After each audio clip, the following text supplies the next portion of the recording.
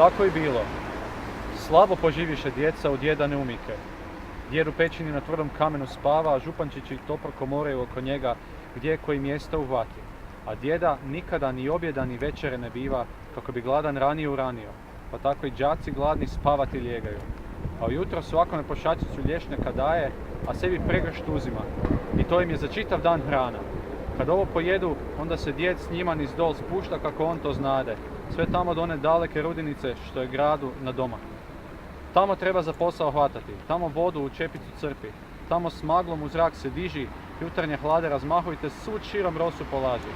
A da vidiš kolika je ova županija, koliko je u nje bilje i raslinje, a sve o djedu Neumiki stoji.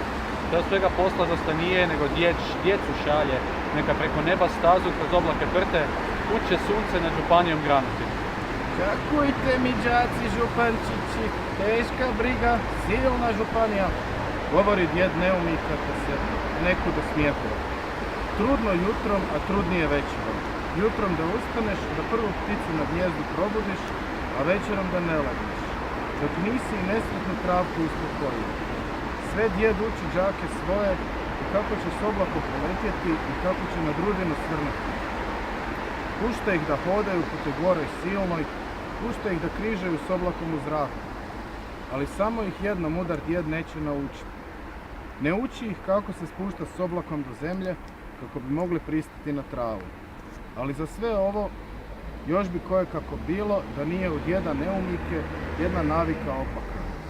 Kad on jutrom s gore silazi, ne ide on ni stazom ni prosjekom, već na maglu sjeda, pa kud maglu namjeri, ili kroz šumu ili iz litice. Od toga u djeda halja travulja, a brada raščupana. Te kad prvog jutra djeca s njime kroz krošnju silazila, odnijele grane župančićima halpake. Ostali župančići čelavi gologlavi. A kad drugog dana preko trnja s maglom silazili, sadrlo im trnje plave dolanice. Ostali župančići u gole košuljice.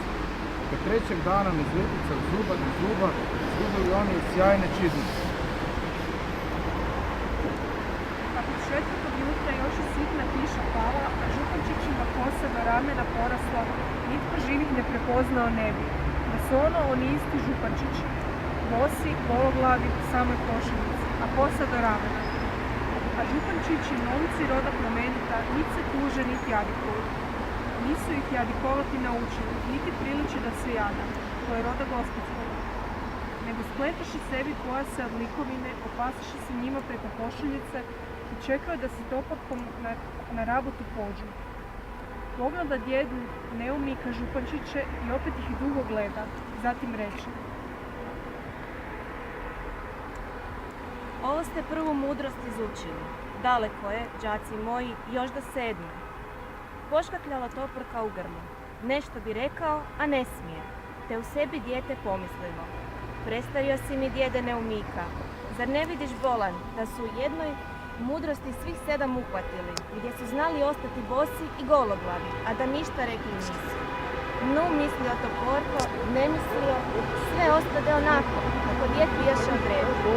A župančići i dalje, kodako njima ništa nije, stoporka stazu prte, preko neba kroz oblake. Vide oni, nema druge valja pretrpjeti. Drugačije sudi čupavi toporko. Ražalio se toporku nad braćom. Braća zlu ne navikla, a ovdje se zlu ni kraja ne vidi.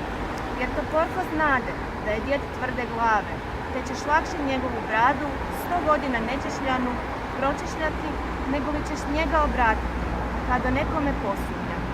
Kad se u zlu nađeš, ti ne čekaj, kad ti se velika dver raskrili, već umakni i na mala vrata, misli garavi toporko. Te dok onako malešan za braćom do ramena,